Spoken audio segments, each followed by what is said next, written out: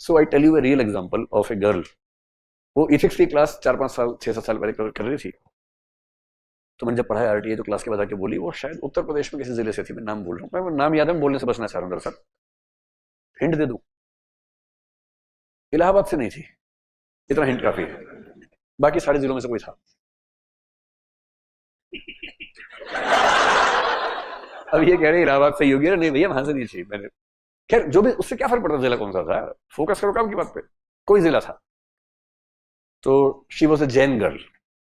उसने कहा सर मैं ना एक बात से बहुत परेशान हूँ, हम लोग जहाँ रहते हैं एक छोटा सा मोहल्ला है, कॉलोनी है, जैन लोगों की कॉलोनी है। तो जब वो वहां से मेन रोड पे आते हैं, एक छोटा सा रास्ता है, और उस रास्ते पे बहुत सारी मीट की शॉप्स खुल गई हैं। अच्छा, मीट की शॉप आप देखेंगे वो बकरा टंगा हुआ है, मुर्गा टंगा हुआ है, हर कोई नहीं देख पाता उसको, जिसको हैबिट नहीं है वो नहीं देख पाता उस चीज को। तो उसने कहा कि मैंने कई अफसरों से बात की लेकिन कोई बात ही नहीं सुनता, तो क्या मैं आरटीआई यूज कर सकती हूँ? मैंने कहा एकदम करना ही चाहिए आरटीआई यूज। तो बोली कहा, मैंने कहीं नहीं, कलेक्टर को सीधे छोटा मोटा क्यों लिखना है। तो उसने लेटर ड्राफ्ट किया और बढ़िया से लिखा, मुझसे डिस्कस भी किया क्या क्या लिखना है। तो PIO कलेक्टर ऑफिस XYZ जिला उत्तर प्रदेश, और मैं भारत की नागरिक हूं, सूचना के अधिकार अधिनियम के तहत ये सूचना जानना चाहती हूँ। नंबर 1, इस मोहल्ले और इस मेन रोड के बीच में जो सड़क है, इस पर मीट की कुछ दुकानें खुली हुई हैं, क्या आप बता सकते हैं कि ऐसी कितनी दुकानें हैं, जबकि वो रोज देख रही है। नंबर 2, इस सड़क पर मीट की दुकानें खोलने का लाइसेंस देने की शक्ति किस विभाग के पास है। नंबर 3, क्या इन दुकानों को लाइसेंस जारी करने के लिए कोई विज्ञप्ति आई थी, कितनी दुकानों के लिए निविदा निकाली गई थी। निविदा समझते हैं ना, विज्ञप्ति एडवर्टाइजमेंट होता है, निविदा का मतलब टेंडर। कितनी दुकानों के लिए टेंडर निकाला गया था, कितने लोगों ने अप्लाई किया था, और टेंडर किस दिन दिया गया।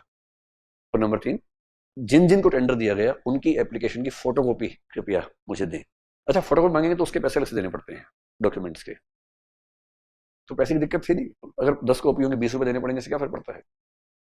अब ये उसने लिख के भेज दिया। अब डीएम के ऑफिस में गया, वहां से सीधे SDM को रेफर हुआ, हड़कंप मच गया। SDM के ऑफिस से फोन आया इसके पास, और जो लोग बात नहीं करते, बेटा बेटा बेटा, अरे बेटा, हाँ बेटा बेटा, एक बार आओ बेटा, बात करते बेटा। तो SDM ऑफिस गई, SDM से बात हुई, SDM ने कहा आपने क्या लिख के भेज दिया, वैसे पूछ लेती है हमसे। उससे सर मैं तो कई साल से पूछ रही थी, कोई बता ही नहीं रहा था, अब बता दीजिए कोई बात नहीं। बोले अरे ऐसा, ये तो वैसे ही चलता है, सब ऐसा नहीं होता है। तुम एक काम करो, एक और लेटर लिखो कि मुझे उन सूचनाओं की जरूरत नहीं है, मेरी वो इच्छा समाप्त हो गई, कृपया जवाब ना दें। एक तरीका, सरकार ने एक तरीका निकाल लिया आजकल कि लोग एक और लेटर लिखवाते हैं कि मुझे जरूरत नहीं है, मैंने गलती से लिख दिया था, नशे में लिख दिया था, मुझे जरूरत नहीं है जवाब की। And then the government has a reason to stop providing information. उससे कहा नहीं सर मुझे जरूरत है इन्फॉर्मेशन की, मुझे चाहिए इन्फॉर्मेशन, हम लोग बहुत परेशान है। SDM ने खूब समझाया, ये बोले सर आप कुछ भी कर लीजिए, मैं मतलब डरूंगी नहीं बिल्कुल भी, आई वॉन्ट द इन्फॉर्मेशन, और 30 दिन का टाइम है, दे दीजिए, क्या दिक्कत है, I just want to see the facts. अगर परमिशन वहां है तो मैं कुछ कर नहीं सकती, तो हम कुछ और रास्ता निकालेंगे अपने लिए, अगर परमिशन नहीं है तो हम फिर केस करेंगे, आई नीड द इन्फॉर्मेशन। और 25 में से 30वें दिन के बीच में सारी दुकानें हट गई वहां से, एक भी दुकान नहीं थी। और 30वें दिन जवाब आया, we have inspected the area, there is no shops there, most likely you have been misinformed by someone.